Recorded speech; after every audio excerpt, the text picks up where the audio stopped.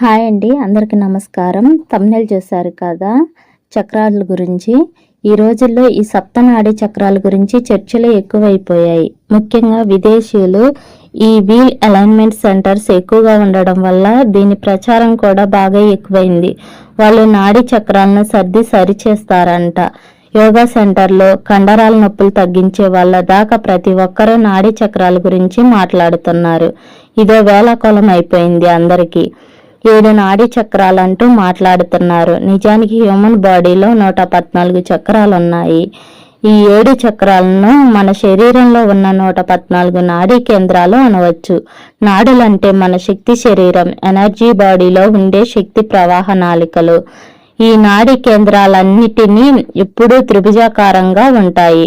నాడీ చక్రాలు ఒక్కొక్క స్థితిని వాటి మరొక స్థితి దశగా ముందుకు ప్రయాణించటానికి సహకరిస్తాయి కనుక వీటిని చక్రాలన్నారు. కానీ అవన్నీ నిజానికి త్రిభుజాకారమైనవే.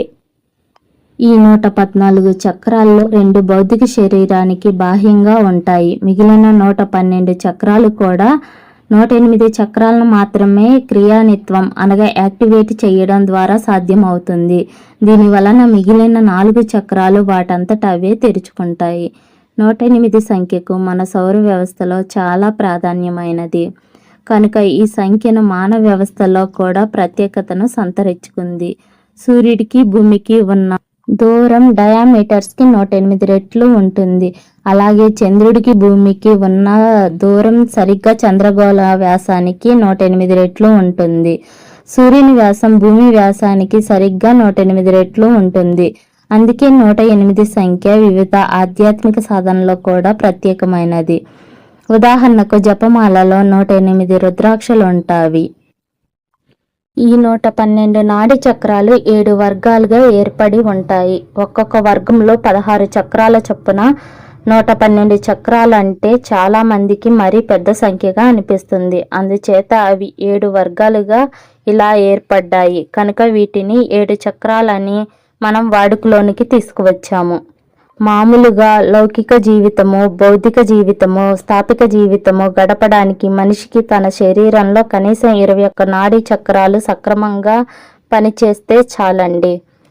ఈ 21 చక్రాలు మళ్ళీ 7 సంఖ్యతో సంబంధం కలిగి ఉంటుంది. ఇడ, పింగళ, సుషుమ్న అనే 3 శక్తి రూపాలు కలిసి ఒక కట్టు. 21 చక్రాలు ఇలాంటివి 7 కట్లు ఉంటాయి. ఇలాంటి 21 చక్రాలు సక్రమంగా పనిచేస్తున్నాయంటే చాలు, మీరు ఫిజికల్గా, మెంటల్గా, ఎమోషనల్గా సంపూర్ణంగా ఉంటారు. కానీ జీవశక్తి పరంగా మాత్రం కొంత అసంపూర్ణంగా ఉన్నట్టే లెక్క. అందుకే జీవశక్తిలో అన్ని అంశాలు జాగృతమై సజీవంగా కావాలంటే మిగతా చక్రాలు కూడా పనిచేయాల్సి ఉంటుంది. తెలివితేటలు వికసించాలంటే జీవశక్తి కావాలి. యాక్టివ్గా లేకుండా నిద్రాణంగా ఉండిపోతే ఆ తెలివితేటలు ఉండి లేనట్టే. కంప్యూటర్కు విద్యుత్ శక్తి సరఫరా లేకపోతే అది ఒక రాతి బండ కింద లెక్క అవుతుంది. మానవ వ్యవస్థ కూడా ఇలాంటిదే. ఇదొక సూపర్ కంప్యూటర్. కానీ చాలామంది దీన్ని చాలా కనీస స్థాయిలో మాత్రమే వాడుకోగలుగుతున్నారు.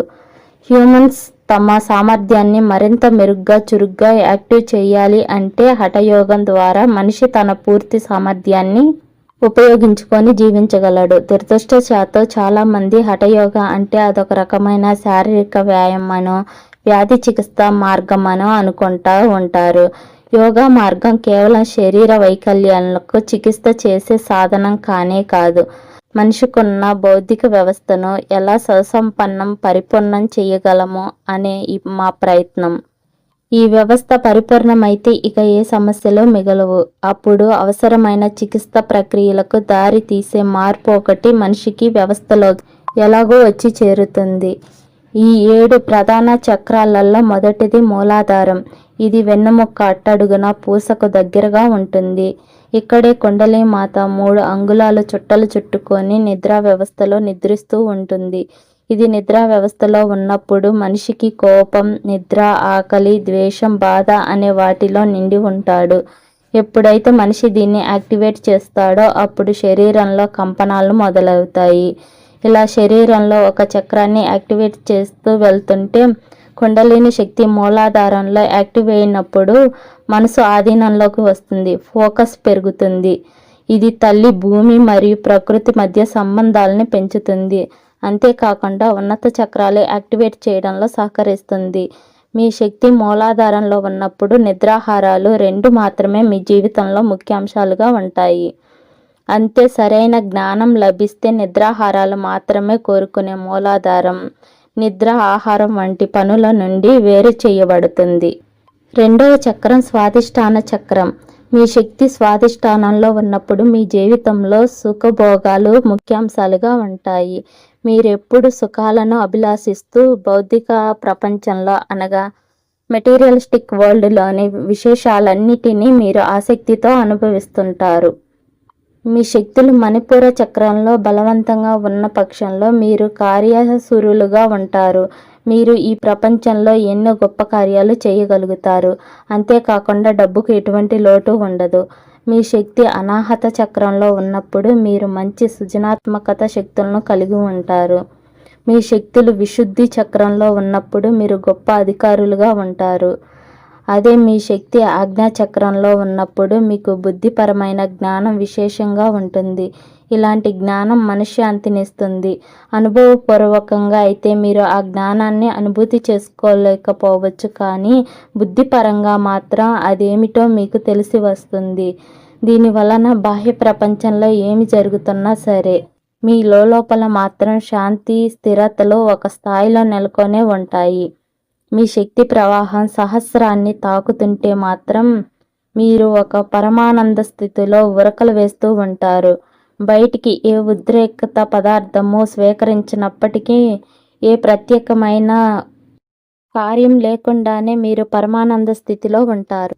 అందుకు కారణం కేవలం మీ శక్తులు ఒక శిఖర అగ్రాన్ని తాకడమే. మౌలికంగా ఏ ఆధ్యాత్మిక ప్రస్తావనమైన మూలాధారం నుంచి సహస్రానం దాకా చేసే ప్రయాణమే. ఈ ప్రయాణంలో జరిగేదల్లా ఒక స్థాయి నుండి మరో స్థాయికి క్రమమైన పరిణామాత్మకమైన ఆరోహణ. ఆయా స్థాయిల్లో ఉండే తీవ్రతను బట్టి ఈ 7 చక్రాలు ఆ ఆరోహణలో 7 దశలు అన్నమాట.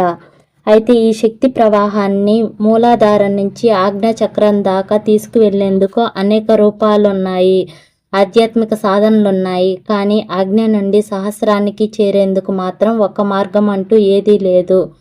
మీరు దూకితే దూకవచ్చు, లేదా జారిపోవచ్చు, లేదా లోతైన తెలియని అగాధంలో పడిపోవచ్చు. దీనిని ఊర్ధ్వముఖ పతనం అంటారు. యోగా మార్గంలో మీరు ఇలా ఊర్ధ్వ దిశగా పడిపోవడానికి సిద్ధమైతే తప్ప గమ్యాన్ని చేరుకోలేరు అంటారు.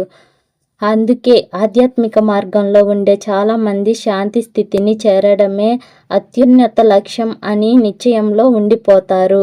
అంటే వాళ్ళు ఆజ్ఞాచక్రం దాకా వచ్చి అక్కడ ఆగిపోతారన్నమాట. అయితే భక్తి మార్గంలో కూడా ఇదే జరుగుతుంది. అయితే శాంతి మాత్రమే సర్వోన్నతమైన లక్ష్యం కాదు. మీరు అందుకోగలగ పరమానంద స్థితి ఒకటి ఉన్నది. దీన్ని అందుకున్నప్పుడు మీరున్న ఆనంద స్థితి ముందు ఈ ప్రపంచమంతా మీ అనుభవంలోకి, అవగాహనలోకి వస్తుంది. అందరికీ అతి గంభీరంగా తోచే విషయాలు మీకు మాత్రం నవ్వును కలిగిస్తూ ఉంటాయి. అయితే వాళ్ళు ఆజ్ఞాచక్రం దాకా చేరి అక్కడ చాలా కాలం ఆగిపోవడానికి ఒక కారణం ఉంది. ఆధ్యాత్మిక సాంప్రదాయాల్లో ఎప్పుడు గురు శిష్యుల పరంపరలకు అత్యున్నతమైన ప్రాధాన్యతనిస్తూ వచ్చారు. మీరు ఆ పెద్ద అగాధంలో మునిగిపోవాలి అంటే మీ గురువు మీద మీకు అపారమైన నమ్మకం ఉండాలి. ఈ విశ్వాసం లేకపోతే 99 మంది అలా దూకలేరు. అందుకే గురు శిష్యుల సంబంధం ముఖ్యమైనదిగా చెబుతారు. ఈ యోగా మార్గంలో గురువులను నమ్మిన వాడే దూకగలడు. కుండలిని మూలాధారంలో నిద్రా వ్యవస్థలో ఉన్నప్పుడు మనిషి పశువుగా, అది సహస్రానికి చేరినప్పుడు పశుపతిగా వర్ణిస్తారు. పశువు నుండి పశుపతిగా చేరడానికి మనిషికి 5 మార్గాలున్నాయి. భక్తి మార్గం ద్వారా వామాచారం, రాజయోగం, తాంత్రిక పద్ధతి, దక్షిణాచారం ఇలాంటి పద్ధతులను పేర్కొన్నారు ఋషులు మరియు సాధువులు. మనిషి ఏ మార్గం అనుకూలంగా ఉంటే వారు ఆ పద్ధతుల ద్వారా చక్రాలను యాక్టివేట్ చేయొచ్చు. అయితే ఈ చక్రాలు క్లమ్జింగ్ జరుగుతున్నప్పుడు ప్రకంపనలు వస్తాయి. శరీరం అటు ఇటు కదులుతుంది. ఇలా జరగడానికి కారణం కుండలిని శక్తి భూమి గురుత్వాకర్షణ శక్తికి వ్యతిరేక దిశలో పనిచేస్తూ ఉండడమే. ఇలా జరిగినప్పుడు కుండలిని యాక్టివేట్ అయిందని సూచన. దీనిని అనుభవపూర్వకంగా తెలుసుకున్నప్పుడు మాత్రమే మనం దీనిని నమ్మగలం, లేకపోతే చాలామంది దీనిని భ్రమ అని భావిస్తారు.